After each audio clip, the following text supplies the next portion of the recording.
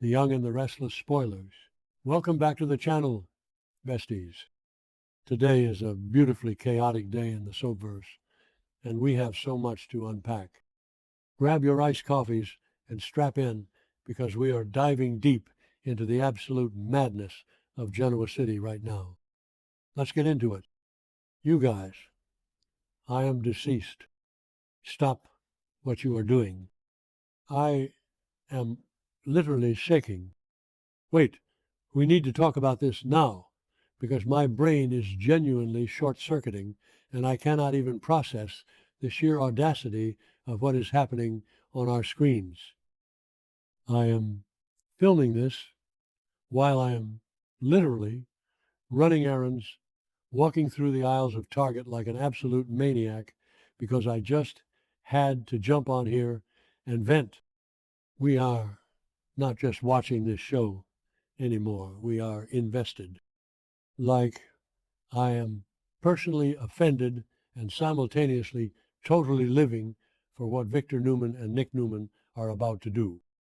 I am physically vibrating from the gravity of this situation. So prepare yourselves for the most insane, world-ending tea ever. Wait, backtrack for a second. I missed a step because my mind is going a million miles an hour. We have to talk about Patty Williams. Basically, Patty actually did it. She straight up made the deal with Victor Newman. Did I say that yet? My brain is mush. Moving on, but seriously, Patty extort for what Mustache for $2 million to hand over Matt Clark's location is honestly so unhinged. She basically served Matt up on a silver platter because he bruised her fragile ego. And Victor, Victor didn't even blink. He snatched that information. And now, besties, Victor finally has Matt Clark exactly where he wants him, in his clutches, in the Newman Ranch. Send help. My soul has actually left my body. Wait, let's talk about Patty for another second. Can we just appreciate the sheer chaotic energy of Patty Williams?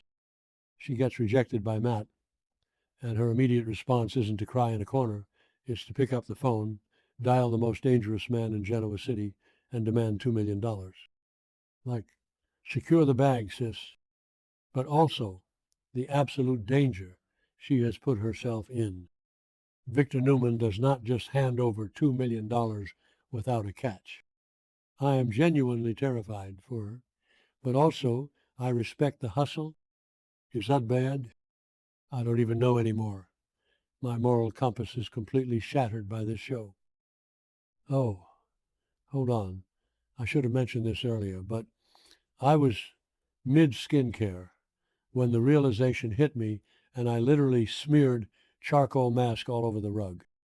We need to remember that Nick Newman is currently fighting for his life.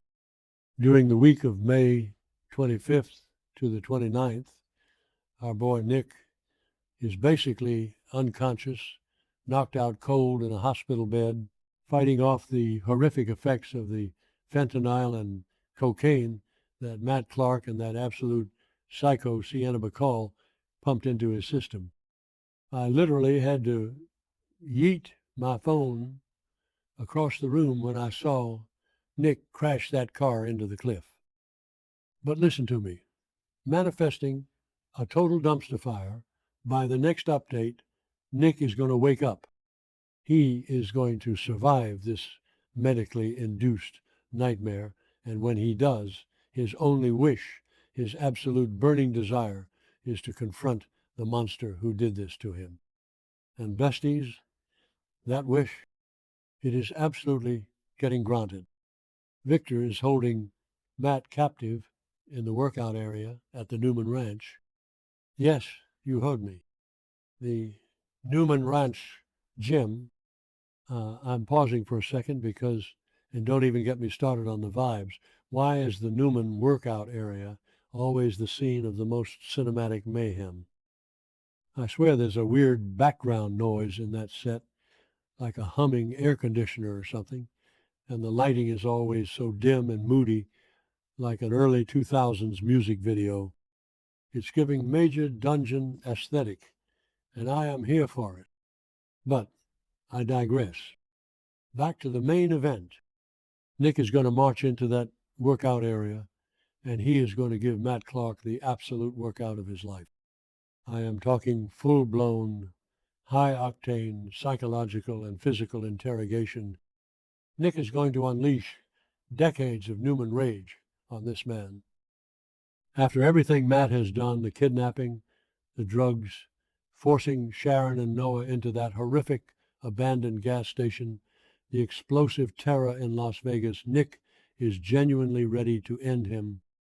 Bestie, be for real right now. If someone did that to my family, they are officially on my do not perceive list. I am so done. Nick is going to push Matt to his absolute breaking point, demanding answers, demanding justice, and just straight up terrorizing the man who terrorized his family. And let's deep dive into the Vegas explosion and all the trauma. Nick is going to be screaming at Matt about this. The flames, the chaos, the way Matt manipulated everyone. Nick is going to be throwing punches at the heavy bags in the gym, pacing around like a caged tiger, recounting every single agonizing second of how Matt lured Sharon and Noah into that trap. Nick's jawline is probably going to be so clenched it could cut glass, which honestly is a great look for him. But I digress. He is going to describe the smell of the smoke, the terror in Sharon's eyes, the way Noah was bleeding after their fight.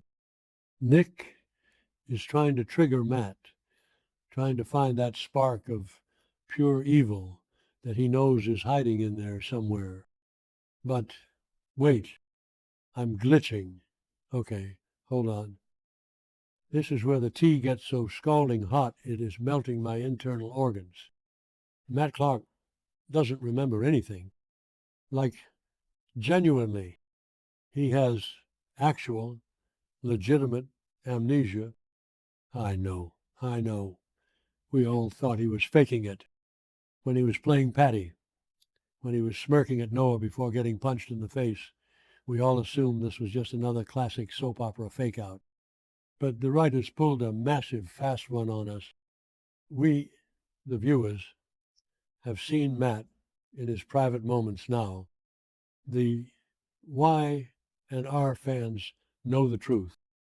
When no one else is in the room, when there's no one to perform for, Matt is completely and utterly lost. He legitimately does not remember his past, his identity, or the absolute trail of horrific crimes he has committed. He is not faking it. My grip on reality is slipping, just thinking about the psychological masterpiece of this dynamic. Nick, of course, is straight up not buying it, and honestly, valid. If I were Nick, I would be side-eyeing Matt so hard my retinas would detach. Nick is going to cross-examine Matt like he's starring in an episode of Law and Order SVU.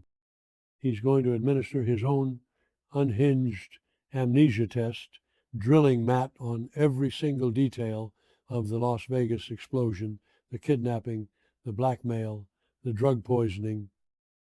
Nick is screaming, veins popping out of his neck, completely feral, trying to catch Matt in a lie.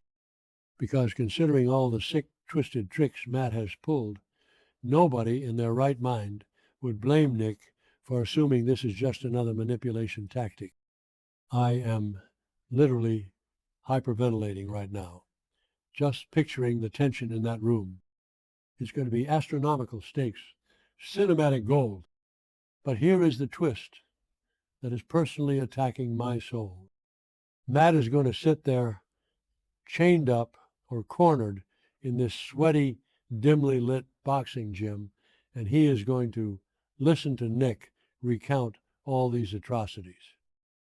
And instead of smirking, instead of throwing back a sarcastic one-liner, Matt is going to believe him. He is going to look at the pure, unadulterated agony and rage in Nick's eyes, and he is going to realize that Nick is telling the truth. Matt is going to accept that he is, in fact, a monster. But then Matt just crumbles. I am literally crying real tears just thinking about the acting we are about to witness. Matt, looking down at his hands, realizing they are the hands of a monster. He doesn't have the memories, but he feels the guilt. How does that even work scientifically? I don't care. It's soap science, and I am buying every single stock in it. The sheer vulnerability of Matt saying, if you say I did these things, I believe you, and I am so sorry. It's going to completely short-circuit Nick's brain. Nick is fueled by vengeance, and Matt is just handing him surrender. It's giving Shakespearean tragedy. It's giving Emmy-winning performances. It is giving me life. You guys, I am unwell. I am physically clutching my chest right now. Matt is going to show genuine remorse. Let me repeat that because my brain is still visibly buffering from the sheer audacity of this plot. Matt Clark, the ultimate villain, the man who has tormented the Newmans for what feels like centuries, is going to break down and show actual, authentic remorse for actions he cannot even remember committing. He is going to feel the weight of the evil he put into the world, even though his brain has completely wiped the hard drive. I am screaming into a pillow. How are we supposed to feel about this? Are we supposed to feel bad for him? I'm straight up spiraling into an existential crisis right now because I do not know how to process a repentant Matt Clark. The psychological damage this is doing to me is immeasurable. Nick is standing there, ready to destroy a villain, but the villain he wants to destroy doesn't exist anymore. The Matt Clark sitting in front of him is basically a blank slate, horrified by his own Wikipedia page. It is so messy, it is so unfiltered, and it is a complete emotional train wreck. What does Nick do with that? Do you punish a man who doesn't remember his crimes? Do you beat up a ghost? I am calling it right now. The villain arc is about to go nuclear, but not in the way we thought. Manifesting a total moral dilemma for Nick by the next update, because this situation is now my entire personality, and I am not okay. I mean, seriously, imagine the scene. The heavy breathing, the clanking of the weights in the background, the dust motes floating in the harsh lights of the Newman Ranch, and Nick just staring at a broken, crying Matt Clark. Did I already mention the lighting? Whatever. It just adds to the absolute madness of it all. Nick wanted vengeance. He wanted blood for what happened to Sharon, to Noah, to himself when he crashed that car into the cliff. He wanted to look into the eyes of pure evil and make it blink. But instead, he's looking into the eyes of a confused, terrified man who is genuinely disgusted by his own legacy. This is the most high-key, unhinged storyline they have given us in years, and I am totally extra about it. I have zero chill left. I am going to be thinking about this at 4 a.m., sending manic voice notes to my group chat about whether amnesia equals absolution. Because basically, Victor went through all this trouble, paid Patty Williams $2 million, orchestrated this massive kidnapping to the ranch, all to capture a guy who is already mentally gone. It's poetic cinema. It's tragedy. It's everything we want from a soap opera and more.